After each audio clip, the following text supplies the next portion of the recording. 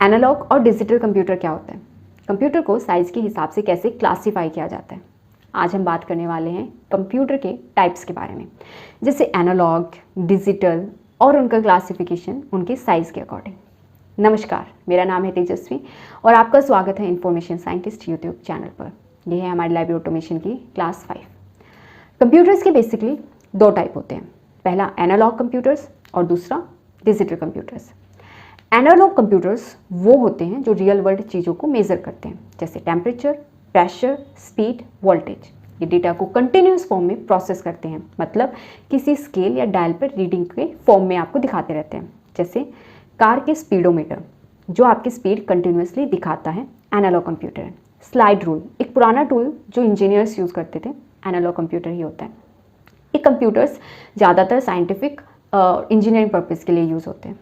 अब बात करते हैं सेकंड यानी डिजिटल कंप्यूटर्स की। ये हैं हमारे फेवरेट क्योंकि हम इनको यूज़ करते हैं। डिजिटल कंप्यूटर्स काम करते हैं काउंटिंग पर, 0 और 1 की फॉर्म में। इसे कहते हैं बाइनरी लैंग्वेज। ये कंप्यूटर्स इनपुट लेते हैं, उसको प्रोसेस करते हैं इंस्ट्रक्शंस यानी प्रोग्राम के अकॉर्डिंग, और फिर डिजिटल आउटपुट दे देते हैं। इसके एग्जांपल्स में पीसी आता है यानी पर्सनल कंप्यूटर। स्कूल का जो स्कोर बोर्ड होता है जिसमें रन या फिर टाइम डायरेक्टली काउंट करते रहते हैं, वो डिजिटल कंप्यूटर ही होता है। लेकिन डिजिटल कंप्यूटर के भी दो टाइप होते हैं। पहला जनरल पर्पस डिजिटल कंप्यूटर। ये ऐसे कंप्यूटर्स होते हैं जो अलग अलग काम के लिए यूज़ हो सकते हैं, जैसे पेरोल बनाने के लिए, ग्राफ एनालाइज करने के लिए, बैंकिंग में, अकाउंटिंग में।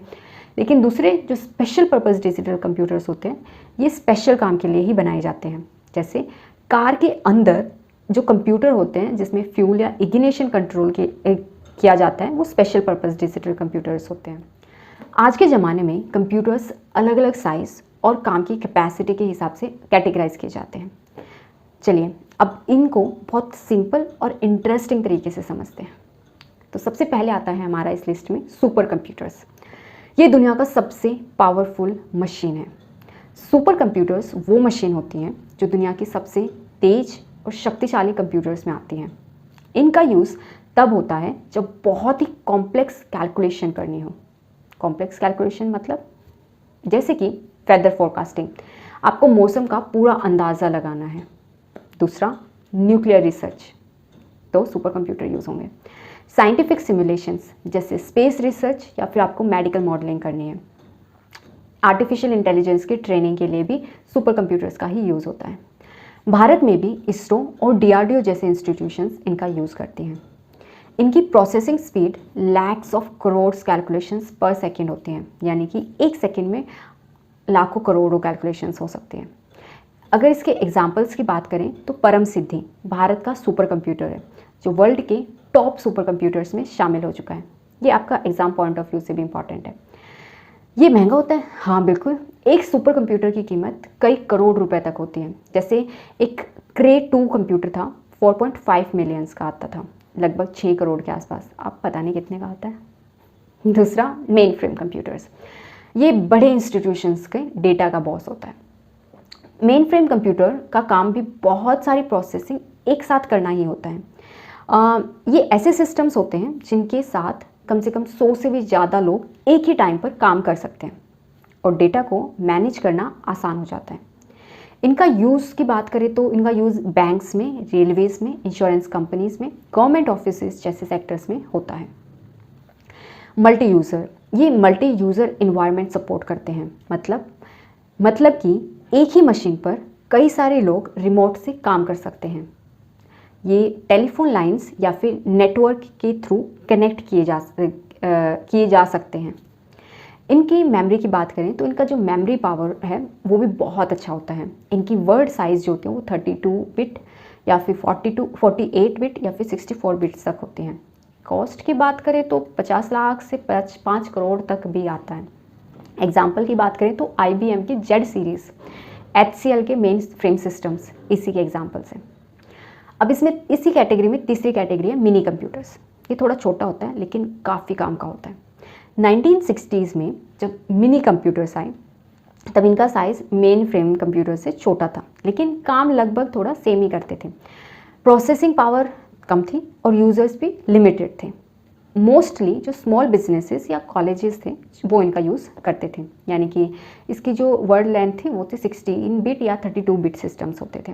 एग्जांपल की बात करें तो IBM के AS400 या फिर विप्रो की S सीरीज़ इसके एग्जांपल्स हैं। आज के टाइम में मिनी कंप्यूटर्स काफ़ी कम यूज़ होते हैं, इनका काम मॉडर्न सर्वर्स ने और जो PCs हैं उन्होंने ले लिया है, तो इसका थोड़ा लिमिटेड हो गया है अब काम।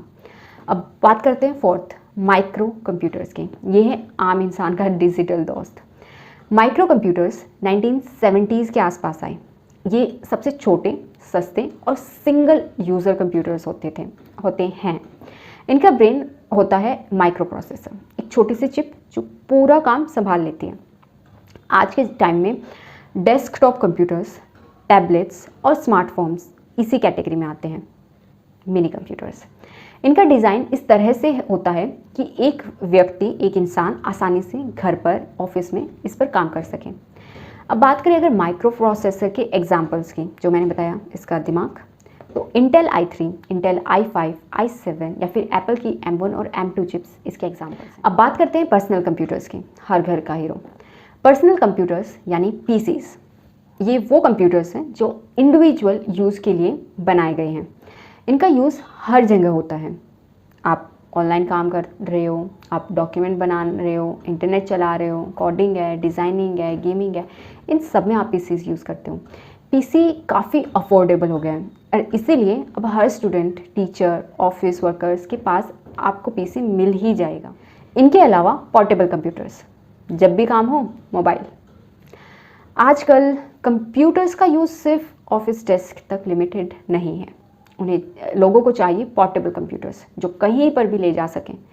तो इसके भी हम कुछ टाइप्स देख लेते हैं, जिसमें आता है लैपटॉप्स, नोटबुक्स भी आते हैं जो कॉम्पैक्ट होती हैं, पावरफुल होती हैं और पोर्टेबल होती हैं। ये स्मॉल साइज़ के PCs होते हैं जिनको हम ईजिली कैरी किया जा सकता है। इनकी जो बैटरी, ये जो हैं बैटरी पावर्ड होते हैं, वायरलेस कनेक्टिविटी के साथ ही आते हैं, यानी कि ये काफ़ी पॉपुलर हैं स्टूडेंट्स में, एग्जीक्यूटिव्स में और फील्ड वर्कर्स के बीच में भी ये काफ़ी पॉपुलर हैं। तो एग्जाम्पल की बात करें इनकी, तो Dell Inspiron, HP Pavilion, Apple MacBook और लिनोवो थिंकपैड इसके एग्जाम्पल्स हैं। इसके अलावा दूसरे होते हैं सब नोटबुक्स। ये जो लैपटॉप्स और नोटबुक्स होते हैं जो और भी छोटे होते हैं और लाइट वेट भी होते हैं। इनका साइज़ लैपटॉप से छोटा होता है। मोस्टली जो बिजनेस ट्रैवलर्स होते हैं वो इनका यूज़ करते हैं और इसका क्योंकि वेट भी बहुत हल्का होता है, बैटरी इसकी थोड़ी अच्छी लॉन्ग बैटरी होती है, लाइफ होती है बैटरी की, और ये कॉम्पैक्ट साइज़ में आते हैं, तो ये इसकी बहुत ज़्यादा खासियतें मानी जाती हैं। इसका एग्जाम्पल है Toshiba Portege series. I don't know is it correct pronunciation और नॉट। नेक्स्ट है PDA यानी कि personal digital assistant.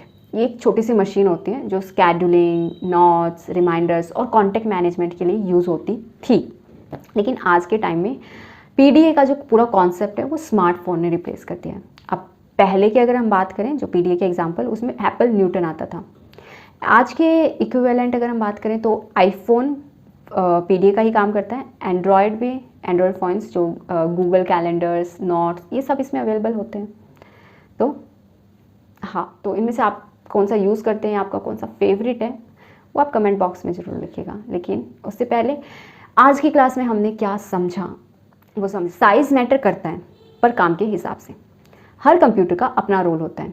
Super computer दुनिया के साइंटिफिक टास्क को संभालते हैं। Main frame data heavy sectors जैसे बैंक की बैकबोन है। मिनी और माइक्रो कंप्यूटर्स पर्सनल और इंस्टीट्यूशनल काम के लिए हैं। PCs और लैपटॉप्स ने टेक्नोलॉजी को हर घर तक पहुंचा दिया है और फ्यूचर में क्वांटम कंप्यूटर्स आने वाले हैं जो सुपर कंप्यूटर से भी हज़ारों गुना तेज़ होंगे। इसीलिए अगर आपको मॉडर्न लाइब्रेरीज़ या फ्यूचर की लाइब्रेरीज़ में करियर बनाना है तो आप बिल्कुल सही जगह पर हैं। यहाँ पर हम आपके साथ वो नॉलेज शेयर करते हैं जो आपको मॉडर्न लाइब्रेरीज़ के लिए तैयार करेगी। उम्मीद है आपको आज की क्लास समझ आई होगी और अगर आपकी कोई क्वेरी है, सजेशन है, आप उसको कमेंट बॉक्स में हमारे साथ शेयर करें। आप हर क्लास को 2 से 3 बार ज़रूर देखें, इससे आपका लाइब्रेरी ऑटोमेशन का जो बेस है, फाउंडेशन है, वो स्ट्रॉन्ग बनती चली जाएगी। अब इस सीरीज़ की, अगर ये जो लाइब्रेरी ऑटोमेशन की जो सीरीज़ है ये क्लास 5th थी, इससे पहले की क्लासेस अगर आपने नहीं देखी हैं और आप इस टॉपिक में इंटरेस्टेड हैं तो आप उनको ज़रूर देखिएगा। ये सजेशन है, बाकी आपकी मर्जी। तो क्या अगर आपकी कोई भी हमारे लिए क्वेरी है, कोई भी आपका सजेशन है तो कमेंट बॉक्स में शेयर कीजिए। मिलते हैं नेक्स्ट क्लास में, तब तक अपना रखिए बहुत सारा ध्यान। धन्यवाद।